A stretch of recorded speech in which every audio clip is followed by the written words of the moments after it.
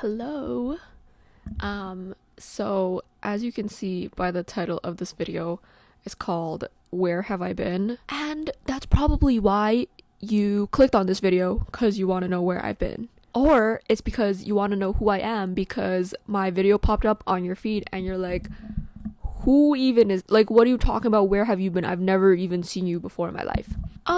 So yeah, hello. Well, I've taken on a bunch of different identities being online for like 10 years now, so there's that. Okay, well, first of all, I'll introduce myself as Rizzy or Tommy. I mean, Rizzy is like the name that I think lots of people know me as, and then Tommy because that's the name of my channel. So Rizzy, aka Tommy. You may know me previously as Markiplier Z or Markipliers or Punravel from Instagram, who had like 6k followers back in the day. Yeah, this channel was made so I could post my edits just on YouTube, just like better quality, because you know what they say, Instagram like totally messes up the quality.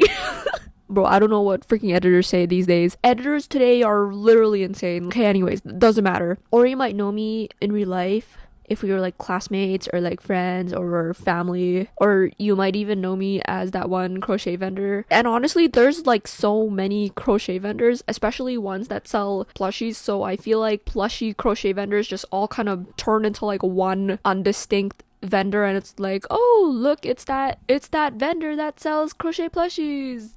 Awesome. Well, anyways, or you might know me from my one original hit single that I have right now on this channel.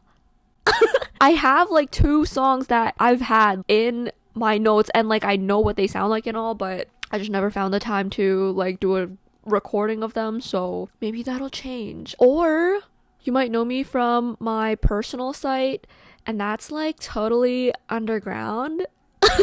Anyways, regardless of how you know me or where you've heard of me, I've been on the internet for what feels like forever, and I guess I still am on the internet considering that I still have like my personal site, but it's not in the same way that I did when I had like freaking Instagram, like a personal Instagram. Yeah, last spring I decided to abandon my personal Instagram, which then led to me neglecting my business account, and also because it just felt like crocheting was just not giving. Like crocheting for me started as a hobby, and then it really started to feel like a job, which sucked. So then I was like, okay, well, I mean, I'm my own boss in my own business, so then I quit for like a couple months because it was so damn stressful. Because like, tell me why. Bro, okay, hold up. Okay, so if you are a crochet vendor, I'm sure you've seen those videos of like people like market prepping. So basically, yeah, so here right now I'm making, here, wait, let me just cover this up. This is my page of like market prep. It fits all on one page, right? But before, oh my, I don't know how I did it. I mean, I know how I did it because I did it, but just insane. And I think that's also what led to me being like so burnt out and just not wanting to like crochet because it was so stressful. Hold up. I would always plan how much I would make, and then I saw online people were like, oh, make your list and then make little boxes and then scribble them off at like it's a game. Like, look at this page. I have this one page for when I did my biggest market ever, and tell me why. Oh my god. Like, I have here, like, make 30 green frogs. 30! Who the hell is making 30 green frogs? Are you like for real? Hello, post editing me here. I just wanted to add a couple points that I didn't cover, so well, first of all, I don't think it's impossible to make 30 frogs, because obviously if you have enough time you can make 30 frogs. And also, just to make it like really clear and to like really highlight this point, when I say 30 frogs, like 30 green frogs. On top of that, I'd also do like 30 red frogs, 30 orange frogs, 30 yellow frogs, like all in a bunch of different colors, and like 20 to 30 of them. Girl, I still have frogs that I made 2 years ago when I just started selling stuff at markets that I still haven't sold because that's how many frogs I made. Like, girl, why are you making that? Like, I know why I was making that many, but still, like. And also, I'm a well-known procrastinator, so I'd give myself like 2 to 3 weeks to make 1 trillion plushies so I could make the most money, obviously, going into these markets. Part of the reason why I made an entire page dedicated to just my crochet projects was because I wanted to share my art. Like, yes, I wanted to monetize my hobby too, but like, even if you go onto anyone's art page, usually I feel like 90%, at least for me, 90% of, maybe even 99% of the time, I'm there to look and admire someone's art.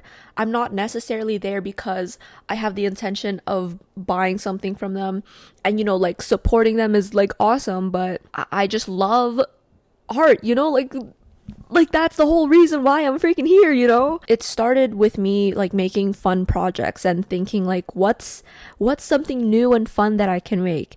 And then once I got like really into selling things at markets, it turned more into how can I make the most money out of this market. And like, going into markets, like, that's not a bad thing, but I want to make art for myself first, like, I think anyone who makes art or creates anything should do it for themselves first and not for anyone else, because you make art to express yourself. Everything that I make, not only like crocheting, I do it to express myself, and it's for me. Like, my target audience is me. I want to satisfy me when I make this art. I want to appreciate the art that I make, and then whoever else appreciates it, that's awesome, but I want it to satisfy me first and everyone else second. Yeah, I think that's pretty much it. Anyways, back to me. I don't know how I did, and not only that, but it wasn't just these green frogs, but it was like this for like a bunch of them. Like, that is so many, and that's just like my small little items. Like, it was insane. So yeah, my crochet business started, of course, it started as a hobby, and then I turned it into a little side hustle, and then when it became a little too real and started to feel like an actual job, and I'm like, wait a minute, this is my hobby, why is this like stressing me out? So that was really ugly. But after my big long break, I'm back. And I've made some adjustments. I just had to like make different plushies, because I think what really sucked the fun out of crocheting was literally making like 30 frogs, 30 octopus, 30 little bears. Like, why are you doing all that? Like, be for real. Like, that's insane. Like, for example, I have here, if you know about like those fat loaf cats, those take me forever to make. Who in the right mind is making 30 of these cats? 30? 30 cats. I was already struggling to make 30 little frogs, and now you're telling me I gotta make 30 cats? And not only that, but it was me who decided that? Like, what? Insane. So, I just wanted to do a quick little, this isn't little anymore, it's like 9 minutes long on my recording right now, but I just wanted to do an update video to say I am still here, I'm still crocheting, and I'm not as stressed out about it as I was last year and the year before that. I've only been in this game for 3 years, and literally like more than 50% of the time that I've been in this game, I've been stressing. It's insane. I don't know how people do this as a full-time job. Hello, post-editing me here once again. So because I still run my business mainly on Instagram, I still find myself checking the likes, comments, views, and all that stuff when I make a new post. And honestly, just the pressure to perform just sucks so bad, because I'm not posting for validation, but it feels like I'm failing when I don't get that validation. I'm posting in the first place because I want to share my art, but because it's social media, if I'm not getting validated, it feels like I'm failing. That's the whole reason why most people post in the first place, to get validation. And that's fine, but can I just post my art without having that pressure or that feeling that I'm failing because I'm not getting like a certain amount of likes and views? Like, be for real. And that's just another reason why I left. But anyways, the real question should be, what have I been up to? What have I, the genius behind all these silly little projects? Okay, what have I been up to?